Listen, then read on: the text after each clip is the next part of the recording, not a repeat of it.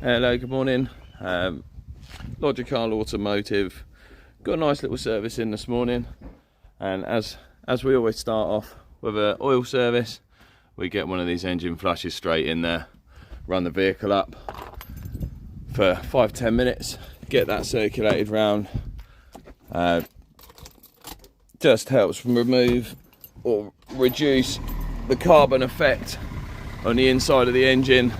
Helps keep it nice and clean. So we'll run that for sort of 10 minutes or so. Let that break down any deposits that are in there, and then we'll go ahead do the oil service. In the meantime, we'll just go around. We'll have a quick look at the brakes and suspension and stuff while we're waiting. But obviously, I won't bore you with that. Too many details. And we'll just get into this, and we'll have a little chat afterwards, see if we find anything.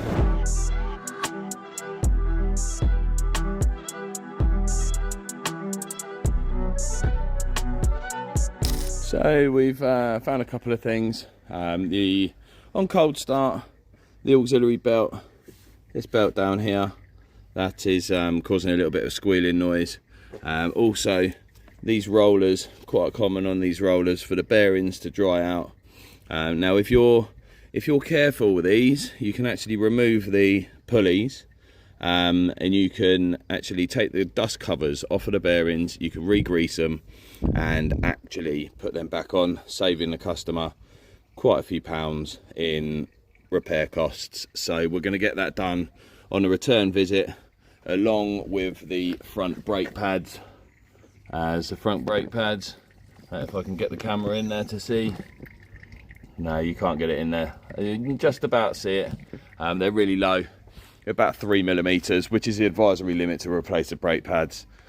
Discs are okay, as you can see there as well. The discs are perfect condition. They'll easily run the life of another set of pads. So we will get them pads and everything replaced. And just draining the oil out now, and we'll get everything underway, and we'll have a very happy customer. So just while we're waiting for some parts, just thought we'd have a little chat, see what we've got going on for the rest of the day. So I've got another customer, spoke to me yesterday, horrible rattle on it. So I mean, from what she said, a little bit of a rattle, I don't know, 20-30 mile an hour over rough ground. Doesn't happen when it gets faster. I suspect it's probably an anti-roll bar link, so nothing too serious, but we'll go and check that out after this.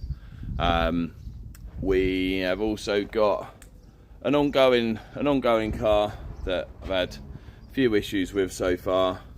We've got to do cam belt, we've got to do camshafts and cam chain on a Ford C-Max, Ford Cougar, sorry. So we're gonna, now we've had the injector removed, had to have that professionally removed. It came out in 3 pieces, so bit of a disaster really. We'll get that sorted though, and we'll get that underway, get that repair, hopefully boxed up by the end of the day tomorrow. And we've got another little job. Got to put some poly bushes. I love a poly bush.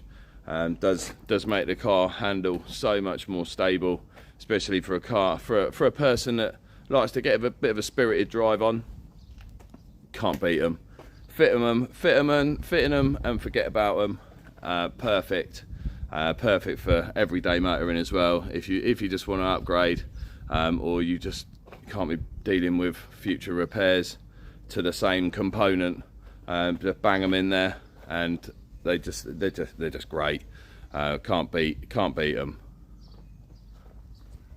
What else have I got going on for the day?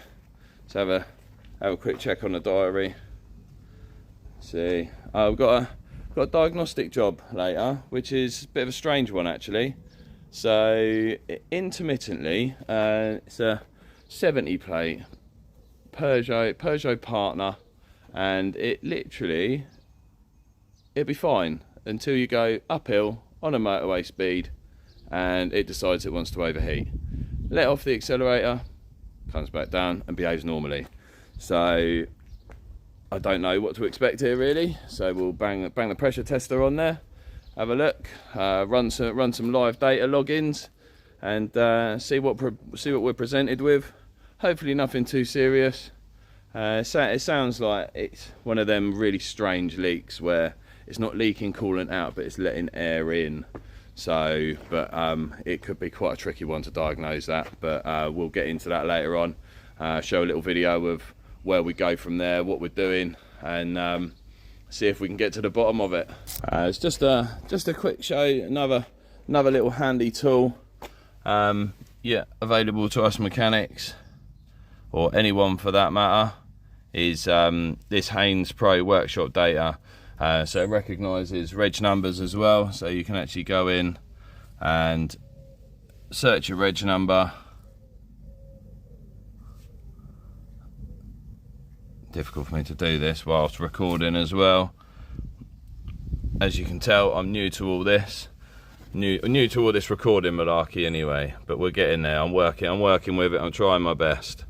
So you can go in there and go to repair data, into fluids. So I need to check how much oil and what grade of oil I've got, what I need. As you can see there, it says on there, engine sump including filter 5.3 litres, and we're going to be using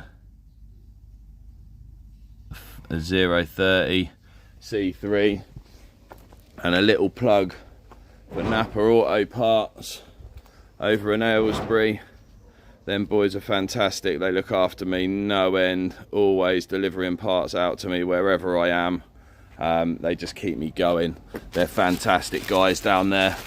So we'll get these 5.3 litres of oil put in there, and this vehicle will be done, and then we'll carry out a return visit just to sort that auxiliary belt, brakes and pulleys out. Just another quick one before I leave this job.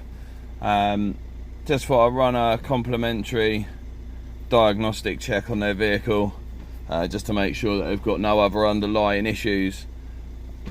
So seeing as I've got a return visit, it gives them a bit of peace of mind and a bit of confidence in their car, knowing that everything's okay. So I'm using the Diagnostic diagnostic machine. It's Bluetooth compatible. So as you can see there, that plugs into the OBD port, and then we'll diagnose into diagnostic. As you can see, it's brought up the vehicle details all through the OBD. But this really is a great bit of kit for something that is relatively inexpensive in comparison to a lot of other diagnostic machines. It's never let me down yet. So as you can see there, it's just going around and just checking the whole vehicle. So we have actually got a fault in the engine ECU, so we'll just check that out, make sure it's nothing too serious. I shouldn't imagine it is, seeing as it runs okay. Right, let's have a look. I assume with that fault code that the battery's been disconnected. I mean, this vehicle has been to another garage and it's just had a gearbox and a clutch done, and they advised it needed an oil service. So that is the reason why I'm here doing an oil service today. So we'll check that other one as well, and it's the same code. So what we'll do is we'll clear those down and we will recheck it next time I come around to the vehicle, and everything should be okay. So nothing to be concerned at, and I can tell the customer that they're all good to go and they're not going to have any issues.